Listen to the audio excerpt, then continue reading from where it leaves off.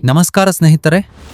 ಭಾರತೀಯ ಚಿತ್ರರಂಗದಲ್ಲಿ ಗಾನ ಕೋಗಿಲೆ ಎಂದು ಹೆಸರಾಗಿರುವ ಎಸ್ ಜಾನಕಿಯವರ ಜೀವನದ ಬಗ್ಗೆ ಇಂದು ತಿಳಿಯೋಣ. ಎಸ್ ಜಾನಕಿಯವರ ಪೂರ್ಣ ಹೆಸರು ಶಿಷ್ಟ್ಲಾ ಶ್ರೀರಾಮಮೂರ್ತಿ ಜಾನಕಿ. ಅವರು 1938ರ ಏಪ್ರಿಲ್ 23ರಂದು ಆಂಧ್ರಪ್ರದೇಶದ ಗುಂಟೂರು ಜಿಲ್ಲೆಯ ರೆಪಲ್ಲೆ ಸಮೀಪದ ಪಳ್ಳೆಪಟ್ಲ ಗ್ರಾಮದಲ್ಲಿ ಜನಿಸಿದರು. ಬಾಲ್ಯದಿಂದಲೇ ಅವರಿಗೆ ಸಂಗೀತದ ಮೇಲೆ ಅಪಾರ ಆಸಕ್ತಿ ಇತ್ತು.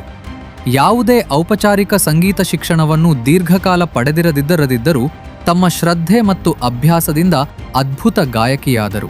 1957ರಲ್ಲಿ ತೆಲುಗು ಚಿತ್ರ ಎಂಎಲ್ಎ ಮೂಲಕ ಹಿನ್ನೆಲೆ ಗಾಯಕಿಯಾಗಿ ತಮ್ಮ ವೃತ್ತಿಜೀವನವನ್ನು ಆರಂಭಿಸಿದರು.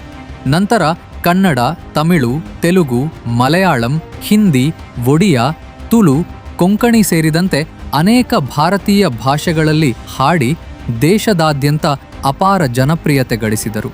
ಅವರು ಸಾವಿರಾರು ಹಾಡುಗಳನ್ನು ಹಾಡಿದ್ದಾರೆ. ವಿವಿಧ ಮೂಲಗಳ ಪ್ರಕಾರ ಅವರ ಹಾಡುಗಳ ಸಂಖ್ಯೆ ಸುಮಾರು 48,000ಕ್ಕೂ ಹೆಚ್ಚು ಎಂದು ಹೇಳಲಾಗುತ್ತದೆ. ಈ ಕಾರಣದಿಂದಲೇ ಅವರು ಭಾರತದ ಅತ್ಯಂತ ಹೆಚ್ಚು ಹಾಡುಗಳನ್ನು ಹಾಡಿದ ಗಾಯಕಿಯರಲ್ಲಿ ಒಬ್ಬರೆಂದು ಪರಿಗಣಿಸಲ್ಪಡುತ್ತಾರೆ. ಕನ್ನಡ ಚಿತ್ರರಂಗದಲ್ಲಿಯೂ ಎಸ್ ಜಾನಕಿಯವರ ಕೊಡುಗೆ ಅಪಾರ. ಡಾಕ್ಟರ್ ರಾಜ್ಕುಮಾರ್, ವಿಷ್ಣುವರ್ಧನ್, ಅಂಬರೀಷ್, ಶಂಕರ್ ನಾಗ್ ಸೇರಿದಂತೆ ಅನೇಕ ನಟರ ಚಿತ್ರಗಳಿಗೆ ಅವರು ಹಾಡಿದ್ದಾರೆ. ವಿಜಯ ಭಾಸ್ಕರ್, ರಾಜನ್ ನಾಗೇಂದ್ರ, ಹಂಸಲೇಖ, ಇಳೆಯರಾಜ, ಎಂಎಸ್ ವಿಶ್ವನಾಥನ್ ಮುಂತಾದ ಖ್ಯಾತ ಸಂಗೀತ ನಿರ್ದೇಶಕರೊಂದಿಗೆ ಕೆಲಸ ಮಾಡಿದ್ದಾರೆ. ಅವರ ಮಧುರ ಧ್ವನಿಯಿಂದ ಪ್ರೇಮಗೀತೆಗಳು, ಭಕ್ತಿಗೀತೆಗಳು, ಜಾನಪದ ಹಾಡುಗಳು, ದುಃಖಭರಿತ ಗೀತೆಗಳು ಹಾಗೂ ಮಕ್ಕಳ ಧ್ವನಿಯಲ್ಲೂ ಸಹ ಹಾಡುವ ಅಪರೂಪದ ಸಾಮರ್ಥ್ಯ ಅವರಿಗೆ ಇತ್ತು.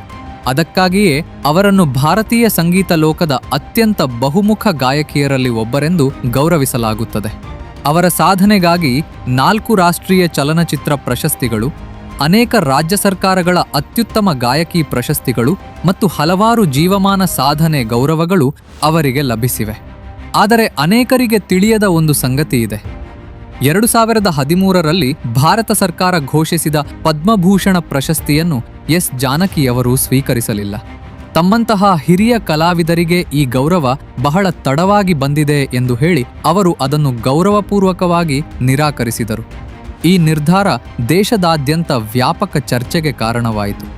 ಸುಮಾರು 6 ದಶಕಗಳ ಕಾಲ ಭಾರತೀಯ ಸಂಗೀತ ಲೋಕವನ್ನು ಆಳಿದ ನಂತರ ಹೊಸ ಗಾಯಕರಿಗೆ ಅವಕಾಶ ಸಿಗಲಿ ಎಂಬ ಉದ್ದೇಶದಿಂದ ಅವರು ಚಿತ್ರಗೀತೆಗಳಿಂದ ನಿಧಾನವಾಗಿ ನಿವೃತ್ತರಾದರು.